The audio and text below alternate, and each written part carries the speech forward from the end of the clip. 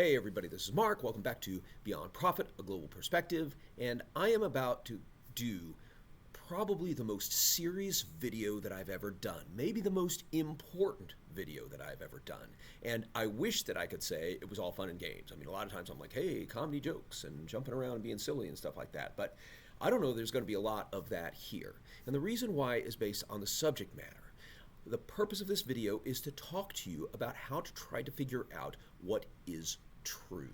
Now, that sounds very esoteric. I don't mean this in a philosophical sense. I mean this in a very practical sense. That, like, when you're doing research, if you're looking on the internet, if you're looking at AI or anything, how do you know what's true? How do you know what's real? How do you know what's a good source? And even more than that, how can you reconcile your own psychology, your own closed-mindedness, your own biases with what really is out there? I mean, if something comes along and it's true, but it doesn't fit with your belief system, are you just going to reject it? Or are you going to figure out what that is and try to adjust your beliefs to what is real?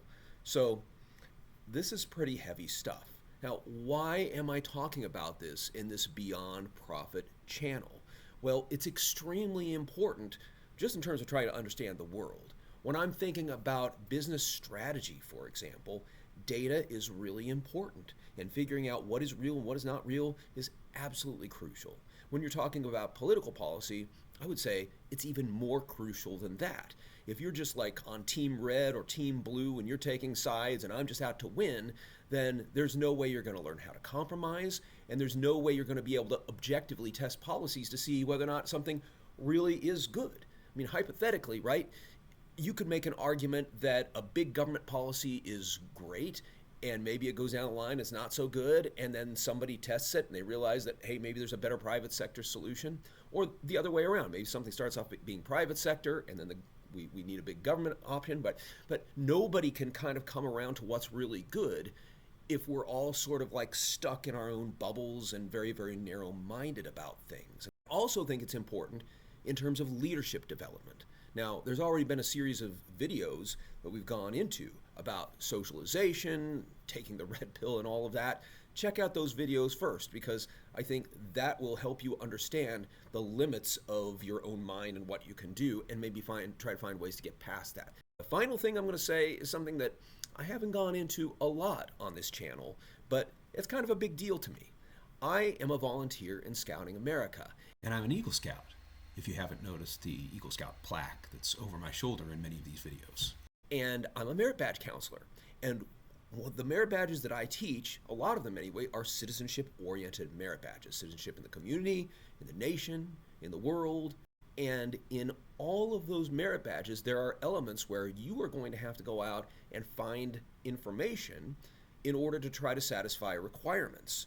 Now, I wouldn't say that this video is a must-see if you're a scout and you're trying to figure out, like, okay, how can I satisfy certain requirements?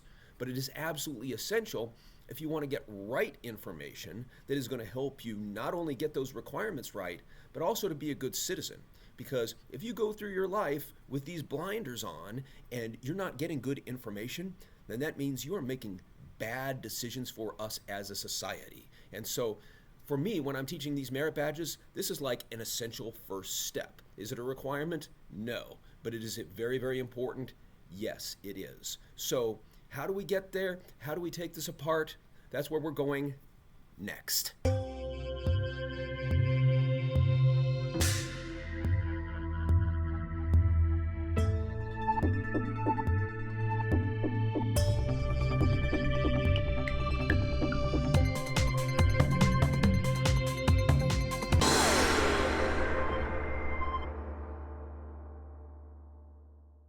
All right, I'd like to thank all of you for watching this video and supporting this channel. Please like, share, and subscribe if you find this video to be really important, which of course I do. I think it's very essential, and hopefully this will provide some really essential skills for you.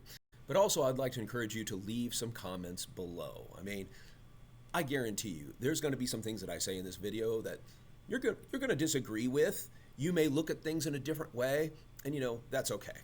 We can have this discussion. So feel free to, politely let me know, I hope it's politely anyway, what you think, and let's continue on with this discussion.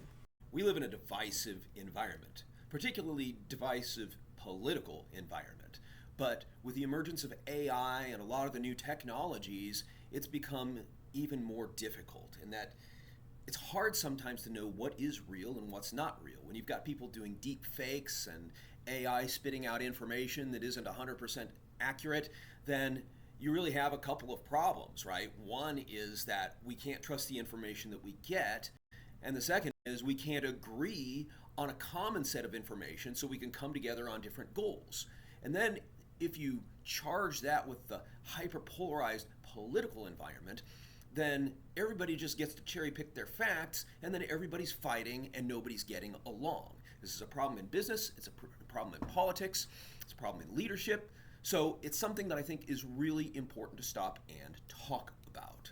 So what follows is a discussion on how to figure out what's real, how to distinguish what is real versus what's kind of BS. So what it boils down to are two basic problems.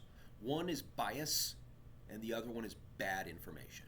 So bias is prejudice in favor of or against one thing, person, or group compared with another, usually in a way that's considered to be unfair. And it could be anything, right? We have all sorts of things that we discriminate against, particularly in this society: racial, gender orientation, religion.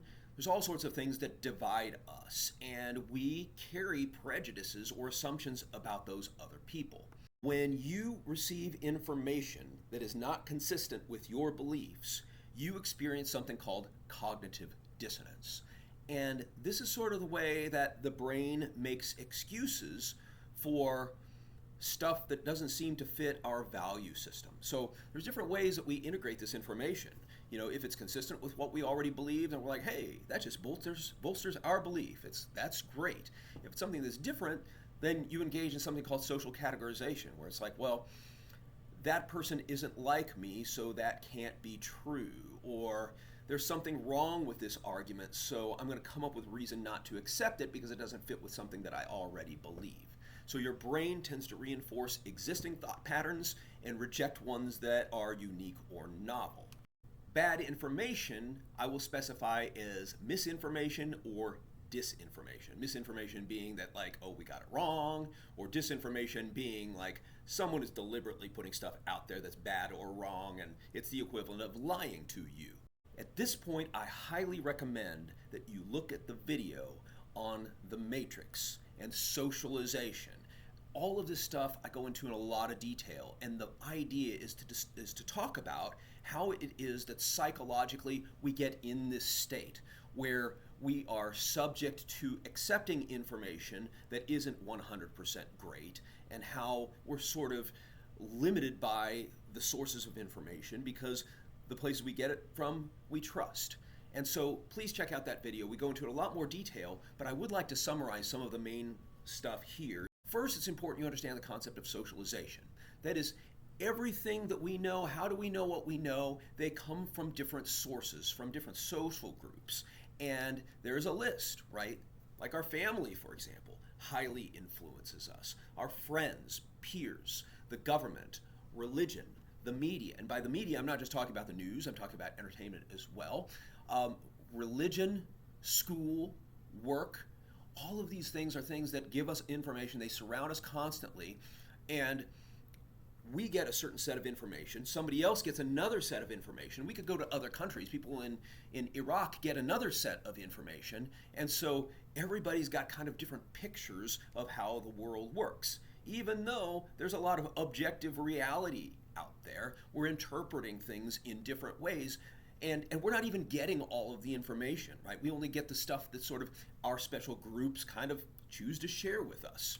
It establishes norms and other social expectations in terms of, to determine what we believe is right or wrong or good or bad. And they enforce patterns of conformity. We perpetuate standards of conformity because these norms that are defined by our groups teach us what we should or shouldn't do, or what we should or shouldn't wear, what we should or shouldn't believe. And we really want to belong to these groups. And so if we start doing or acting things that are a little bit sort of outside what people consider to be normal within the context of that group, then we're reined back in. And a lot of times we don't want to do it because we want to make everybody happy, and so we don't really venture off that path very far at all. So we get this information from these groups. We accept that information because we love those groups, right? We trust our parents. We believe whatever it is the school has taught us. We love America, so we trust them, right? We get all this sort of information and we just sort of accept it a lot of times in a not very critical way. And we assume in our closed-mindedness that anybody who's not like us or any other sources of information, particularly if they're hostile to us, like if there's a different political party or a different country that's against us or something like that, our information is right, their information is wrong, and that's the way that we look at the world. And it's unfortunate. It's just kind of the way the brain works. It's not like we're stupid or anything. It's just that we're kind of hardwired to be that way. You're hardwired for bias. It's like you must unlearn what you have learned, to quote my friend Yoda from Star Wars. We talk about this in terms of group identity. We feel like we belong to different categories of people. Some of them that are very common are things like gender, race, ethnicity, family roles, geographical identities, career, religious beliefs, interest. So if we think about some of my identities, for example, right? I am a man. There are certain gender expectations. If I don't act like a man, people look at me funny in certain societies and certain circles, right? So that is part of a normative expectation and how conformity is enforced, or how one's race or ethnicity or religion can sometimes create a sense of discrimination where maybe you can't get ahead in a society because you identify as something different than what the majority culture does. Psychological studies have consistently proven that you tend to look at you and whatever groups you belong to as sort of special to you. They're called in-groups. And so all of these different groups you belong to, they're in-groups. And those groups that you look at that are outside of you, that you aren't a part of, you perceive as out-groups. And studies have proven that people tend to reward and favor their own in-group and tend to discriminate against their out-group. This can lead to aggression. It can lead to violence. It can also unify people. So let's say that people belong to different groups. If you can find something that they actually have in common and make that salient, you can actually bring people together. So Republicans, Democrats, if you got to the point where they actually believed that whatever they believed was good for their country, then they could share an identity as Americans. That happens sometimes, like if there's an attack. If you look at 9/11, for example, prior to that time, all sorts of partisan bickering. There's an attack on 9/11, and suddenly we're all Americans. Leaders can also take advantage of you by playing upon these identities, by saying things like, our group is being hurt by that group out there. And they will do this in the name of something that you love. They'll find symbols like the American flag or the Christian cross or whatever it is, right? Things that give you emotional feelings of attachment to that group. And in the process of talking about how threatened you are, you will also then feel closer and tighter together. Just think about anytime a leader comes up and starts demonizing another political party or a particular group of people or an ethnic group, you know that they're engaging in political manipulation. I want to quote Joseph Goebbels. If you're not familiar with him, he was a Nazi propagandist who worked for Hitler. There was no point in seeking to convert the intellectuals, for intellectuals would never be converted and would anyway always yield to the stronger. And this will always be the man in the street. Arguments must therefore be crude, clear, and forcible, and appeal to emotions and instincts, not the intellect. Truth was unimportant and entirely subordinate to tactics and psychology. That is exactly what I'm talking about.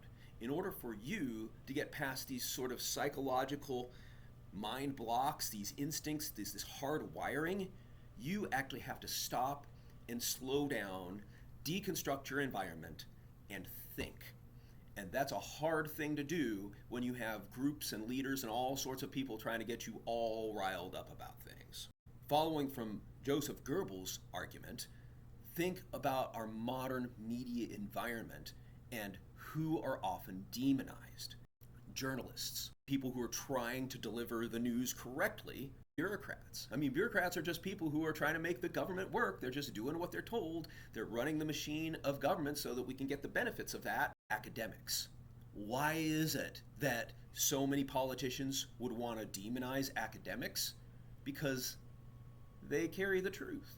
And if the truth isn't convenient for them, then they become a problem. And this is not a new thing.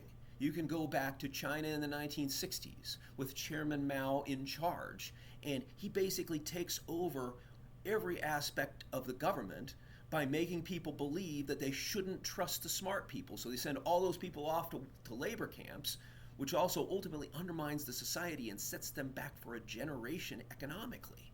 So it's convenient for people who want to exercise power to do that, but it's not a good thing for freedom, and it's not a good thing for the profitability and the affluence of a society. I now quote Isaac Asimov, the great science fiction writer. There's a cult of ignorance in the United States, and there always has been. The strain of anti-intellectualism has been a constant thread winding its way through our political and cultural life, nurtured by the false notion that democracy means that my ignorance is just as good as your knowledge. Before you go down this road where you start getting philosophical and thinking about truth is just subjective and nobody can really know what real life is or what truth is, and it is whatever you make of it, and I should just agree with whatever it is that already feeds into my beliefs, right? Some people are really like that, especially nowadays in this post-truth society they talk about. Well, before you go down that line, I want to do a little demonstration. See this book? Did that happen? I mean, I think it would be an idiot who would come around and try to reason their way out of the fact that I just dropped a book on the table and it was loud. To paraphrase Asimov, you have a right to your own opinions, but you do not have a right to your own facts. There are objective things that have happened in history. Would somebody like to argue, for example, that the Japanese did not bomb Pearl Harbor, or that terrorists did not blow up the World Trade Center? There are aspects of our existence that are real. If you have a different perspective, I would encourage it, right? If you're looking at a certain issue and you look at things different ways, I mean, we ought to argue it out, right? That's what's awesome about democracy. This introduces two important concepts. One is open-mindedness, and the other one is critical thinking. Open-mindedness is receptiveness to new ideas. It relates to the way in which people approach the views and knowledge of others and incorporate the beliefs that others should be free to express their views and the value of others' knowledge should be recognized. So what is critical thinking?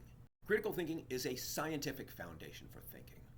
We're going to assume that there is such a thing as rational, objective thought.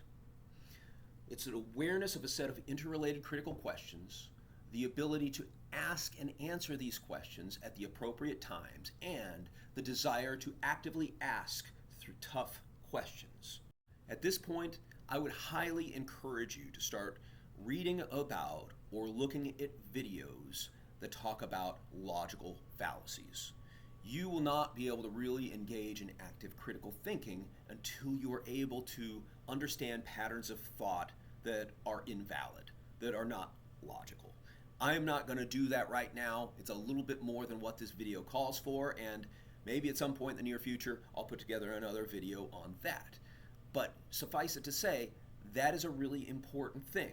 A lot of times there are leaders who are able to manipulate you, or groups that are able to manipulate you through these fallacious forms of argument. If you're in a class with me, especially a class that has political information in it, we are not going to be able to have civil discussions until you start being open-minded about what other people have to say, and until we get a common set of information that we are going to be able to share. And I would say that's not only true in our class, but that's true just in society in general. We are going to continue to be divided until we are able to approach those two problems with those two solutions. But how do we discern what is good information from what is bad information? I want you to do your own research, but I want your research to be good and I want it to be commonly good. So, what can we all agree on and how do we know that? One excellent source of information are peer reviewed journal articles or academic books. Why? Because they are put together by experts, people who really know what they're doing in the field. They've gathered data, and that stuff has to be reviewed by at least two other experts in the field to validate that these people actually know what they're doing. It's a very rigorous process. It's not a perfect process by any means. Sometimes stuff gets through and it isn't what we thought it was, and such is the process of science. But most of the time it works out very well, and it does so because it has a lot of checks in the system. I would hold this in contrast to just going on Google or going to an AI and trying to figure out information about stuff.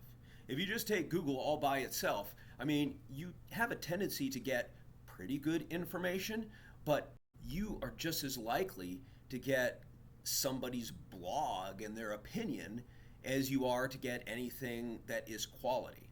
And I'll give you a great example. I did a talk to a bunch of teachers about trying to improve student engagement in the classroom. And I was curious to find out what's the average attention span of just a human being. And I searched it up on Google. Probably shouldn't have done it. That's what I did. And I don't remember how many seconds it was, but it was something like, it said that the average human attention span was something like 7 or 8 seconds. And it said less than a goldfish. And I looked at that and I'm like, that's the top answer. I scroll all the way down the page and every site seems to reinforce this reality. So I'm thinking to myself and thinking, okay, this seems a little bit weird. Like, I have daughters who definitely have longer attention spans than this, and I think if most of us had attention spans that long, we would not ever get anything done. I then go to Google, and keep in mind, Google AI gave me the initial answer, but all the sites below supported it, so I went back to Google AI, said, is human attention span really shorter than a goldfish's? You know what answer I got? They said, no, that's a myth. That somebody from some organization published it at one point, but it isn't true. But I had to question Google and AI in order to get the correct answer. I had to basically say, that doesn't seem right to me. Can you tell me again? Before they actually got the correct answer. And then you could go down the list and find alternate sources that looked at this from a much more nuanced position. Moral to this story is that I'm not sure that I would trust Google first and foremost to be an awesome source. Or if you do, you have to know what those sources are that you're clicking on. AI is also a huge problem for that because it just data scrapes stuff off of the internet, and you're just as likely to get a nice peer-reviewed article as you are to get your uncle's racist rant. AI tends to put out information that isn't true or isn't completely true. It's trying to give you the answer that you want. Once again, give you stuff that isn't going to like mess with your mind because it wants you to continue to play with it. If it comes to information that won't make you happy, then it might be less likely to come up with that. So there's biases that are built in that too. Before I share with you a great source that will help you sort of determine media bias and the quality of reporting, I think, first of all, you need to understand the nature of bias in the media. There are particularly conservatives in the United States who tend to call the media liberal. There is something to that in that many, if not most, of the reporters that are out there tend to have a little bit of a left-wing slant. What these people don't tell you is that the most of the editors have a little bit more of a right-wing or conservative slant.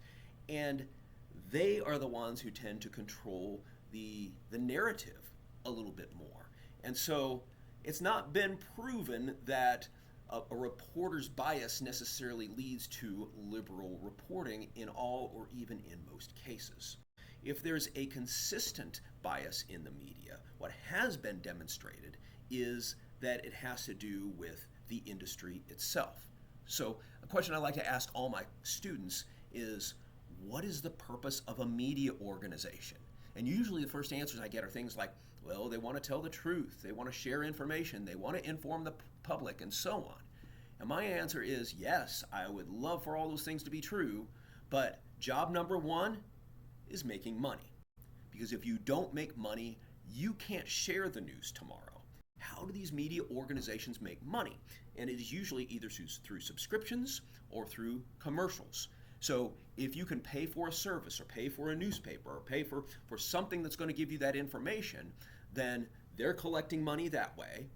Or they have to put out material where big advertisers, Target or Home Depot or somebody, are going to feel comfortable putting their commercials next to the programming that you have, because if it's too upsetting, if it's too off-putting, then you're going to lose those advertisers, which means that you're going to lose a whole lot of money. What does that tell us about political bias?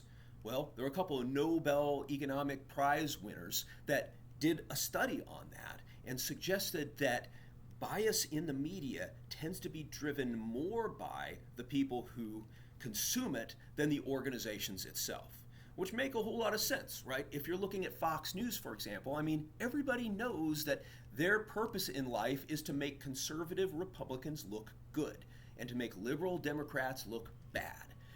Why is that? Because that's their audience. They have a group of people who are going to that news station to have their beliefs reinforced and not challenged. You might say the same thing of other left-leaning outlets as well.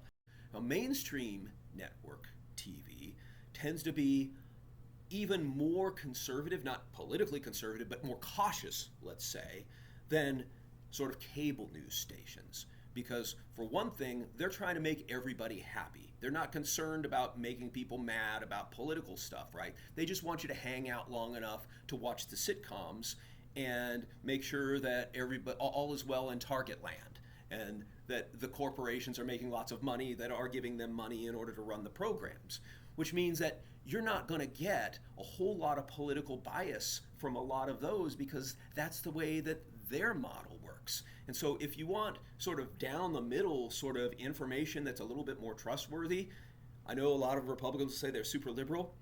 They're really not. If anything, they tend to be a little bit more conservative, particularly because they are subject to the interests of these major corporations. I would argue that TV news in general is probably not the best way for you to ingest information. A lot of it does tend to be quite a bit polemic, right? Particularly if you're looking at cable news stations and, they're trying to get you all riled up.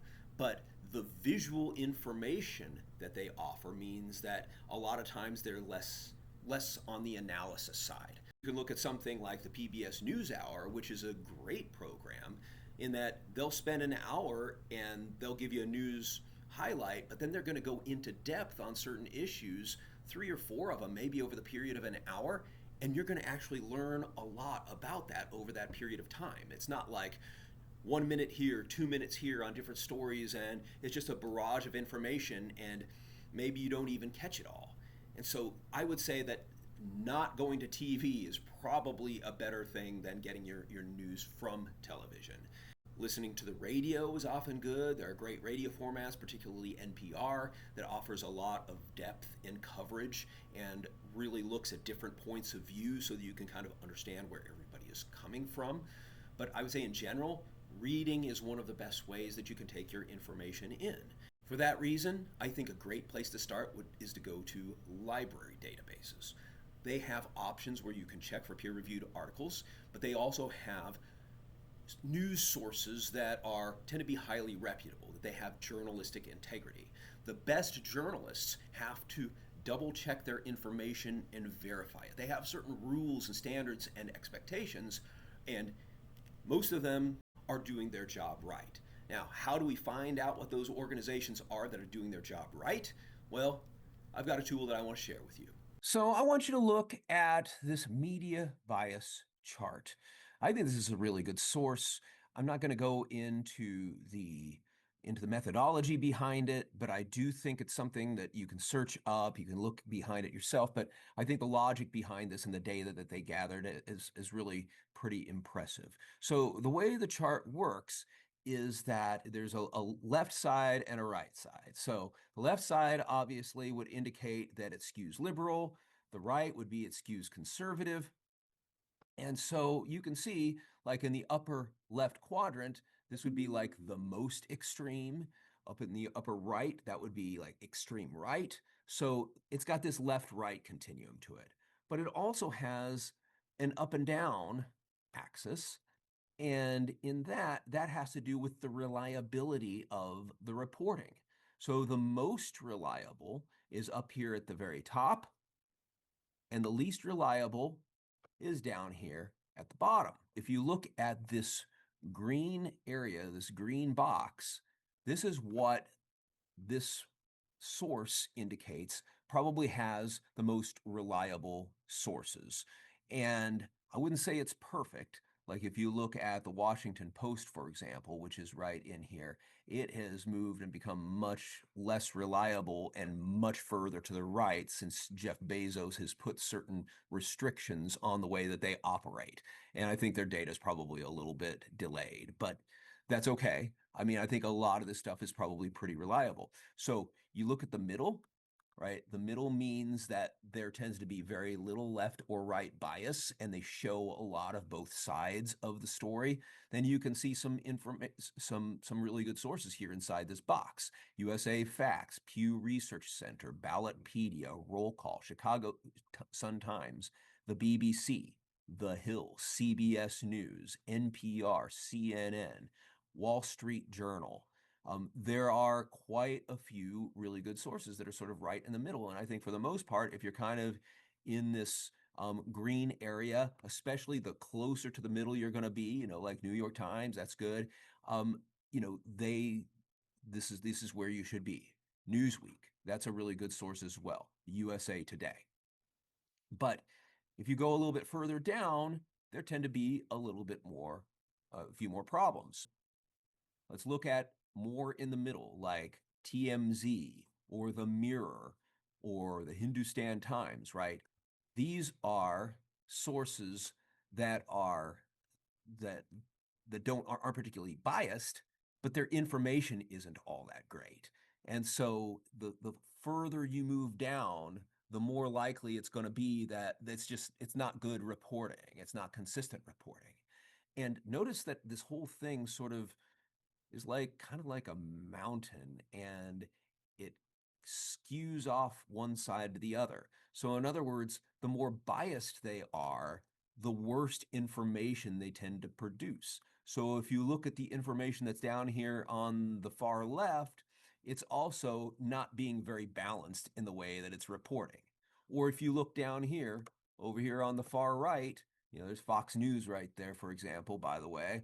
You look at that, you're going to see not very good reporting the more you skew down to those corners. I think this is a good resource, but even if you don't use this resource, I really hope that you've learned enough in this video to sort of, first of all, be able to observe your own blind spots and try to get past that, to try to look at other people's information with an open mind and be able to address it with certain levels of critical thinking, and hopefully be able to discern media bias in such a way that on an individual basis you can understand what's a good source and what's a bad source. So I hope this was really helpful for you. I hope that it changes the way you look at the world, and I hope that it brings you together in your relationships with people. As I often say to people, don't get so married to your ideas that you become divorced from your relationships. So with that, I'll see you next time.